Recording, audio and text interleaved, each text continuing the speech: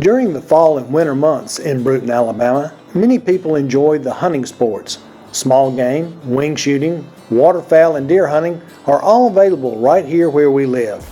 And when we aren't absorbing the outdoors of Brewton, we are applying time-tested recipes to the wild game we harvest. It's a cold, gray day today in Brewton, and this weather is much better suited for cooking game than hunting it. That's the plan today at Camp 31 Barbecue and City View Restaurant, where we will allow Chef Adam Manasco to transform a deer harvest into a venison dining experience at City View 31. It's all coming up next on Flavors of Brewton.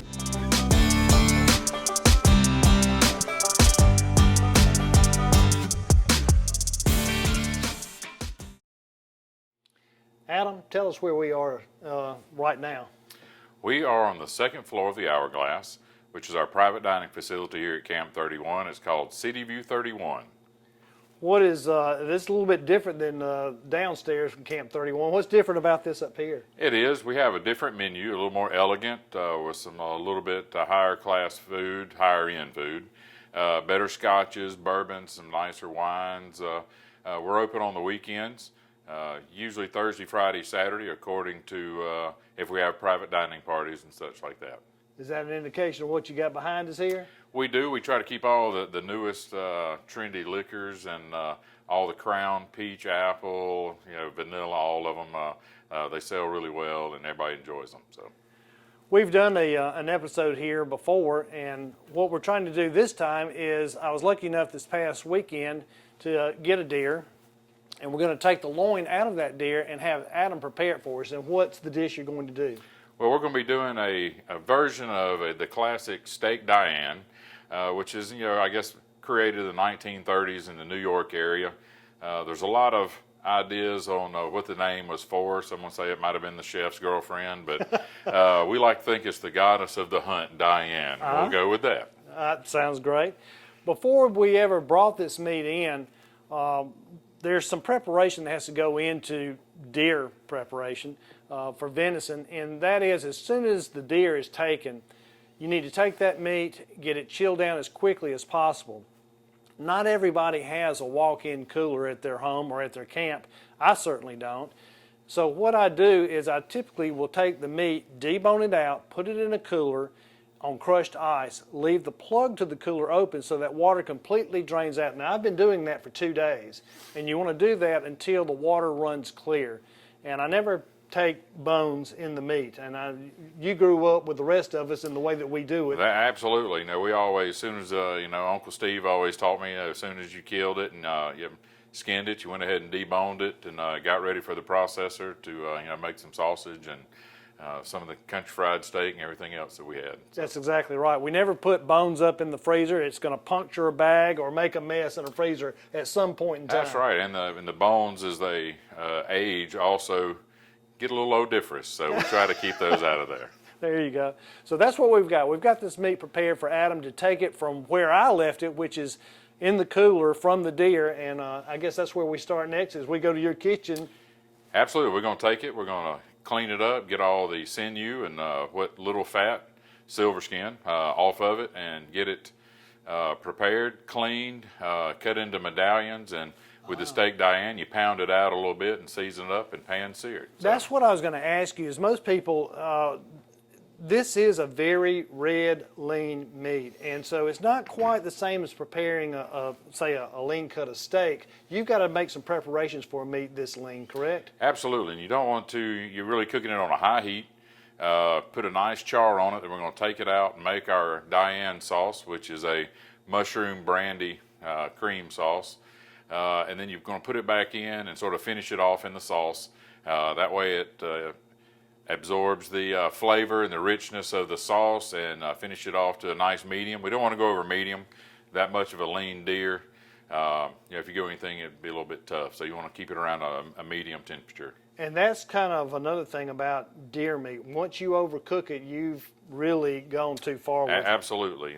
The leaner the meat, the more you cook it, the chewier it's going to get. So you want to keep it on the mid-rare to medium stage. That way you have a nice mouthfeel and a nice chew, and you're not you're enjoying the flavor of it. Because once Right. you get it overcooked like that, you're also cooking a lot of flavor out of it as well. Right.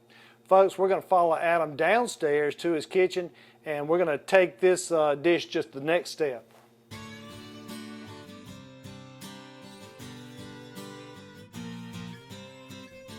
Okay, Adam, this just came out of the cooler. I mean, where do we go from here?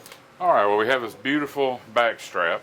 As you can see, it has the silver skin on it, and on the bottom side, we have a little bit of silver skin and a little bit of fat. And when I clean them, I always have a habit of starting on the bottom side and then finishing on the top. So I have my boning knife that I've sharpened up nice and sharp, and we'll just go ahead and start trying to trim as little of the meat attached to the connective tissue as possible. Like I said, and as I trim, I just try to slowly get some of that silver skin out of the way. Now, why is it important for you to go to this process? Well, the silver skin, or the sinew, as it's called, is really very tough. Back in the day, they used to make rope and different textiles out of it. So it's, you know, if you leave it on there, it's very chewy. When you're trying to process it, it just doesn't it hampers really the meat getting as tender as it needs to be. And you want it to make sure that you're getting it nice. And I try to get as little as the meat on it as possible, because, you know, it's hard to come across some good venison, so we don't want to waste any of it. And I usually try to get up underneath it a little bit and then slide my knife back and forth just so I get up underneath that just lightly as I can. Because if I wasn't using the venison, I'd be using filet mignon, or if you can't, you know, a little more reasonable, you'd use top sirloin, but you want to make sure you clean it very well. But with this, you want it as lean as possible for this dish, and for just a filet, because it, even though it does add a little flavor, for this you want it to be as clean as possible. All right, we got it good on that back side. We're going to start at the bottom. I usually try to slide my knife blade under it and get something where I can have something to hold on to. And after that, you sort of slide your knife, and it's going to take a few times down, but you're trying to get as little as that, you know, as meat as possible on that. And you just sort of work your way down the back strap. How important is it for you to have a good sharp knife, Chef? Oh, it is important. You know, most accidents happen with a dull knife. Slides off the meat, slides off your pepper or tomato. Plus, it just helps you get the cleanest possible cut. We keep a wet rock around here and several different sharpening stones, just so we can keep our knives sharp. Plus, it speeds up. You know, with a dull knife, you work yourself a whole lot more. And like I said, it's a little dangerous. So we try to keep a sharp knife at all times.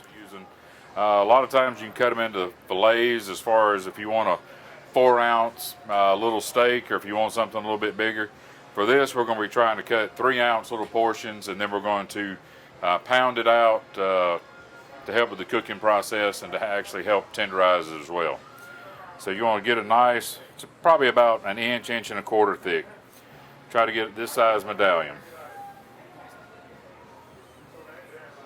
And we're making 2 plates. So we're going to get 4 nice slices that we can work with. A lot of times people put it in butcher paper. I try to do 2 at a time. Fold it over. Of course, if you have a meat mallet, it's, you know, it's fine, but the old sharpening still works just well.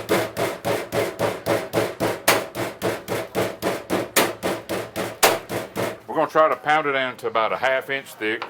Get it on one side, flip it over.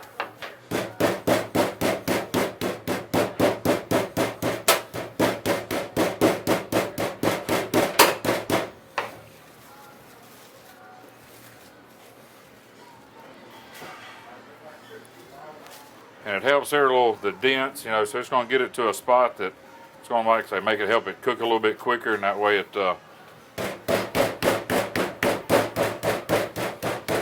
nice and flavorful.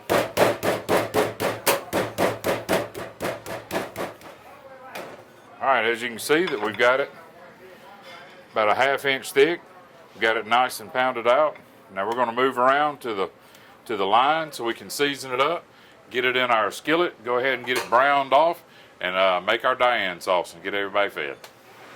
All right, we have our tenderized, our pounded down venison fillets. We're going to start with some oil, some butter. We also have some Dijon mustard, garlic, our Worcestershire. This is our brandy. That's the most important part for the Diane sauce. And some shallots and a little bit of mushrooms, heavy cream, and some beef base or beef stock that we made earlier. Also, just a little bit of whatever your favorite hot sauce is. It can be Tabasco. It's a little vinegary for me. I like Texas Pete, so that's what I'll be using this evening. All right, we're going to go ahead and season up pretty generously with our salt and pepper mixture. All right, we got those seasoned up. We're going to go ahead and get started. We have our extra jumbo saute pan. I like a little bit wider surface area. It helps, one, a little bit hotter.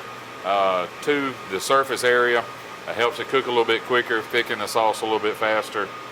Just for us at the restaurant, it helps with the cooking time, and that's important. You're going to put the oil in first, and after that, you're going to wait until it sort of gets nice and hot, where you can see it somewhat start, the first smoke start to come off of it. Now, what kind of heat have you got this on? Is this already at a high heat? It's going to be at a high heat to start with, because you're going to want to put a nice, solid, char on each side of the venison.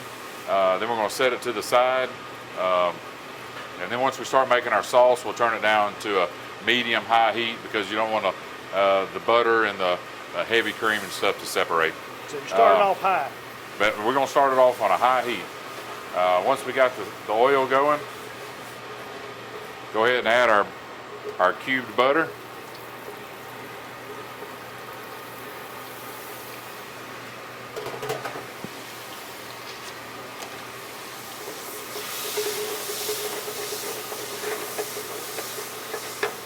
All right, I'm gonna let this wait till the butter gets really almost where it starts to brown a little bit. That helps, gives it a nice nutty flavor, but you don't want to get it to where it's so hot where it starts to burn, because that's not a good flavor. Once the bubbles start going away, you know you're ready to start. So you're not putting any kind of coating, flour, or anything. This is straight to the pan. Just straight to the pan. You'll still get some of the drippings and some of the debris off of the meat when you're cooking it. Unlike traditional like country fried steak where you're dipping it in flour or anything like that, we're not looking for that kind of texture on it. We're looking for more of the steak texture, and the sauce is going to help tenderize. If you put a coating on it and you put it in the sauce, it's just going to all come off anyway. So it's really, we're just going to try to get that on there. So this is a totally different dish than what we're used to seeing as far as a country fried anything. Oh, that's right. Like, this is a more around the Depression area up in New York, where they used to do table side, flambe there at the beside the table, and really put on a presentation, a demonstration with the upper class people.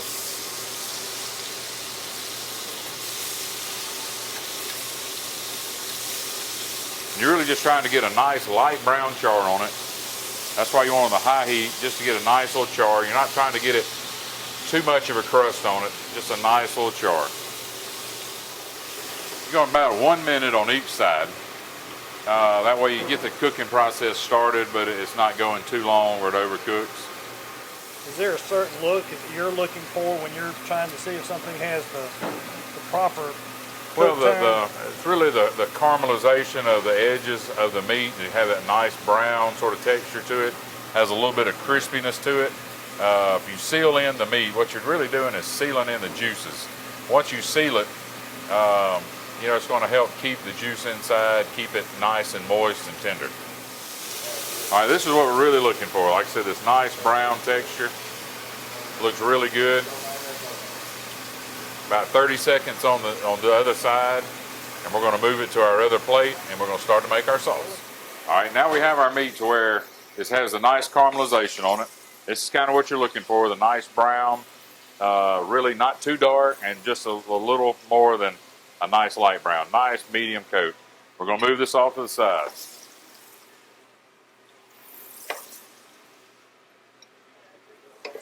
That didn't take long at all, did it? No, it's usually about a minute on each side. So it's really a fast dish to produce. That's why it's not too hard to do on the table side. All right, we're going to turn this down to medium-high heat now, because you don't want it too hot. We're going to add our shallots. Going to add our mushrooms. And you told me before we ever started, this is like a one-pan dish. It is a one-pan dish. That's what I try for the dishes I cook for y'all. I try to do it in one pan. You know, in the restaurant we can get 2 or 3 pans and really get complicated. But we're trying to get y'all to cook this at home, you know, and this is why we're putting this out. Something you can cook at home that's simple and easy, does not take very long. All right, we've got our mushrooms looking really nice. We're going to go ahead and add our Dijon mustard, 2 tablespoons.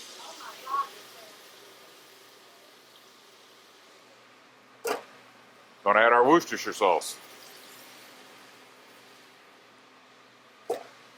And we're going to add our minced garlic.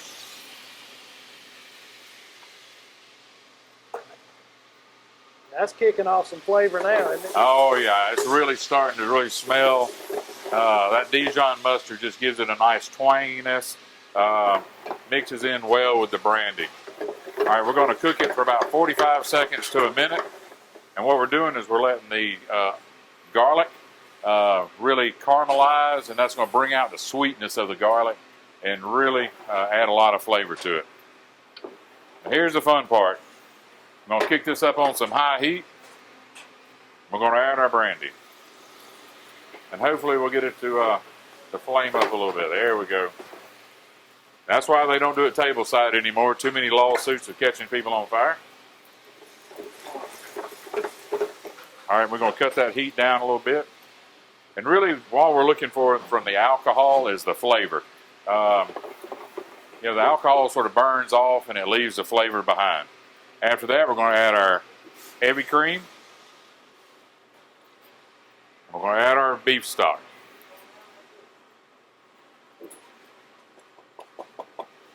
We're going to turn it back up to about a medium-high heat. We're going to let this start to reduce down, and it'll start to thicken up very nicely. All right, then we have some garnish. See, our sauce is really starting to thicken up and really, oh man, that's starting to smell really good right there. All right, so we're going to go ahead and add our medallions back to the pot. And don't forget, that's very important. That's you right there. You go ahead and add that. That's a lot of flavor right there. Don't want to miss out on those drippings. This is going to cook really to your desire. Probably about a minute, minute and a half on each side for us because we're trying to get it to a nice medium. And that way, nice gives it nice coating. A lot of times I'll go ahead and take some of the sauce, start tossing on each side. Let that flavor go ahead and start working in. Going with this today, we have some roasted potatoes and some grilled asparagus, which my wife loves roasted potatoes and grilled asparagus, you know, so we cook that a lot. I love the flavor that it really, the grilled asparagus adds, the vibrantness of it. The roasted potatoes, more so than say Duchess potatoes or just garlic mash or something like that, which would be good, you know, with the gravy and all, but we're going to go something nice and something simple. We just took red potatoes, cubed them up, a little bit of olive oil, salt, pepper, garlic, coated them really well, put them on a sheet tray and threw them in the oven, 350, I would say for about 12 minutes. As you can see, this sauce is really starting to get a nice, deep, rich color to it. So the combination of you putting the meat back into it really changed everything, didn't it? It did. It's especially with the drippings from it, the the flavor that the jus gives to it. It enhances the flavor to it, the color of it. The caramelization off of the meat also sort of adds to the color of it as well. The last thing we're going to do, we're going to add just a couple of shots of hot sauce in there. Sort of add it last because I don't want it to overheat the product. And we're just trying to add that last little bit, which whenever you mash it and it sort of, if it just sort of stays in and it's more of the rare, the more firm it is, the more done it is. Right now it's probably at a nice medium rare plus, so we're about ready to get ready to plate it. And you want to go ahead and turn your sauce off. If you over reduce your sauce, it has a tendency for the butter and the heavy cream may break. So you don't want to over reduce your sauce. Don't get it too hot. But if you do, just add a little more heavy cream back to it and it'll come back together. We're going to let that sit for a couple of minutes as it's finishing off. We're going to get the plates ready and get ready to plate up, and then we'll dig in, see how it came out. All right, we grilled our asparagus a little bit earlier, just to make it a little bit quicker presentation. Put a nice olive oil, salt, pepper, garlic. Put it on the grill, gave it a nice little char on the ends. We also roasted, here's our roasted potatoes that we did a little bit ago, again with olive oil, salt, pepper, garlic. Some people like butter. We use mostly oil here. All right.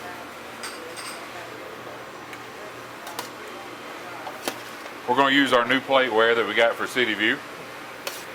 I love square plates. It gives you a little more surface area.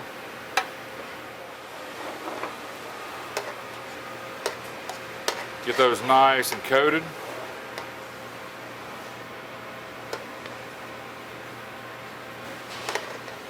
Oh, that's looking really good.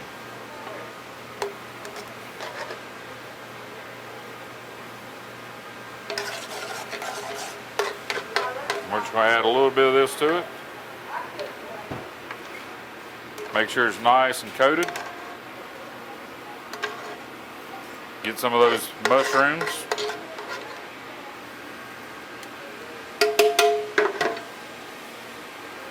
All right, to finish it off, we're going to take our grilled asparagus.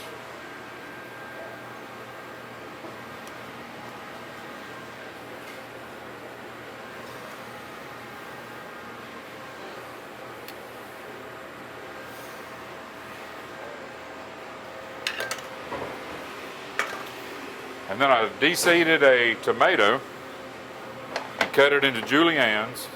That way you have a little nice little color on top. Gives it a little flair. Wow, that looks amazing, Adam. I mean, this dish didn't take all day. I mean, you knocked this thing out and how quick? No, you know, really the prep of getting your potatoes cut and getting some of the all of your things cut, it probably takes so much longer than the actual cooking process. You can get it cooked as far as the meat, I would say, in 12 to 15 minutes at the absolute longest. So it's a very quick presentation. You get home at night, you won't take very long at all to get it prepped, cooked, and on the dinner table for you and your loved ones. So we're fixing to go out here, get us some nice Juvenile wine to go with it. I think we're going to do the blueberry blackberry, the Bruiser Dry is what I would suggest to go with it. So we're going to go get a glass of Bruiser Dry and dig in. Juvenile is Roger Templeton. It's a local winery here in Brewton, Alabama. They have all different varieties from strawberry, blueberry. I like the Bruiser, which is a combination of blueberry and blackberry. It gives a little more depth of flavor, not as sweet with the dry. They have a bruiser sweet. I like the bruiser dry with this. I think it'll match our dish a little bit better. So we're talking about a Brewton product right here, right? Absolutely. You know, we try our best to promote everything that's around Brewton. We have some great businesses along with Junavelli. We also feature Murder Creek moonshines here. We have several different custom cocktails we do of theirs. Really wouldn't fit our dish this evening, so we're going to have some Junavelli wine with it. Wow, that looks great, Adam. That makes a very nice presentation, doesn't it? Mm-hmm.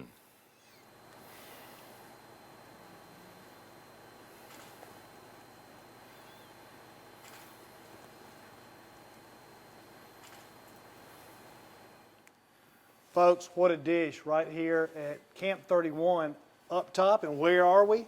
We're at City View 31, the second floor of the Hourglass. What a dish, folks. You can make this at home because Adam just showed you how to do it. We're going to have to try this right now. Well, I appreciate you harvesting such a magnificent piece of meat for us and allowing us to prepare it. And I'm ready to dig in. How about you? Let's do it. All right. Look for us right here on Brewton TV.